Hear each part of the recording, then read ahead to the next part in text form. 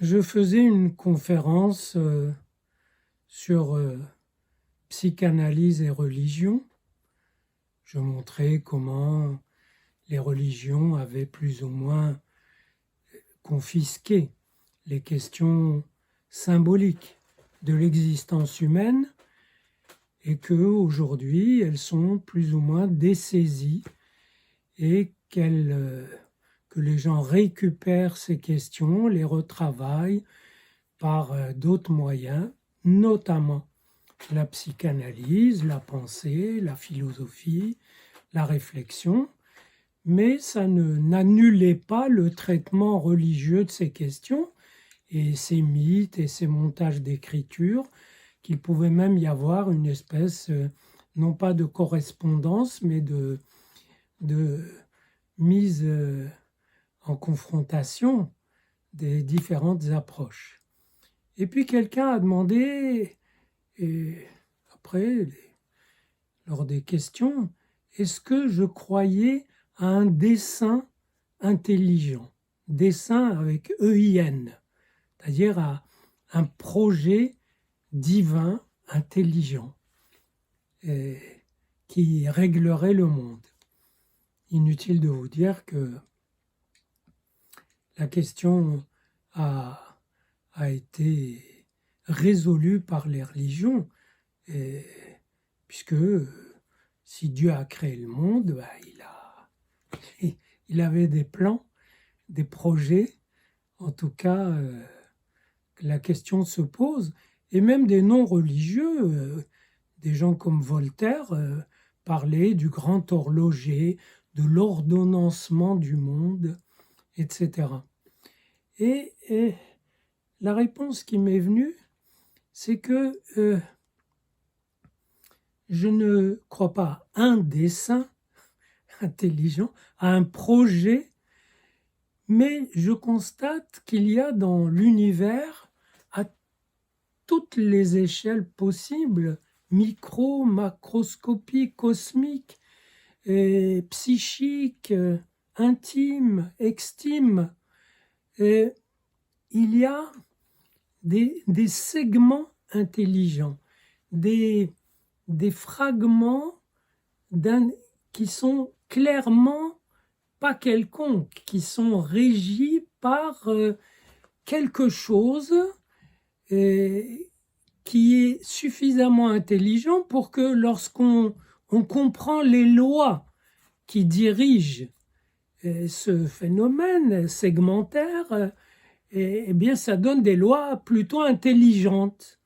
Et les lois de la physique, c'est terriblement intelligent, les lois mathématiques, mais les lois de la psyché aussi, c'est très intelligent. L'existence du refoulement, l'existence du transfert. Pourquoi, si vous parlez à quelqu'un, automatiquement, vous le mettez à une certaine place et il s'ensuit des choses qui relèvent de l'amour, etc. Autrement dit, il y a des traînées d'intelligence, des traînées de projets partiels que vous pouvez observer dans les particules élémentaires, dans le cosmos, etc. Mais ça ne s'articule pas forcément, ça ne se globalise pas. Et finalement, la globalisation des segments intelligents dans le monde, dans l'univers, chez l'humain, et c'est cette globalisation, cette universalisation qui est l'acte religieux par excellence, l'acte qui rapporte tout ça à une entité et qui, comme ça, suivrait les choses de son bureau céleste. Il faut bien le dire, même si c'est très abstrait, et qui suivrait les choses, les ordonnancements, les articulerait, etc. Et je crois que c'est mieux de supposer, en tout cas, personnellement, ça me satisfait mieux de supposer que c'est une espèce de dissémination de desseins intelligents et fragmentés et fourmillant partout, il y en a partout, mais ce n'est pas globalisé. C'est le fait qu'il y en ait, qui est universel. Mais ce dessin-là, ce projet n'est pas ce projet ou ce jet différentiel d'écriture, qui peuvent être des champs de vecteurs différentiels au sens mathématique. Et eux sont très partiels, fragmentaires, etc. C'est leur globalisation qui en fait un dessin comme ça, global et forcément théologique, téléologique même.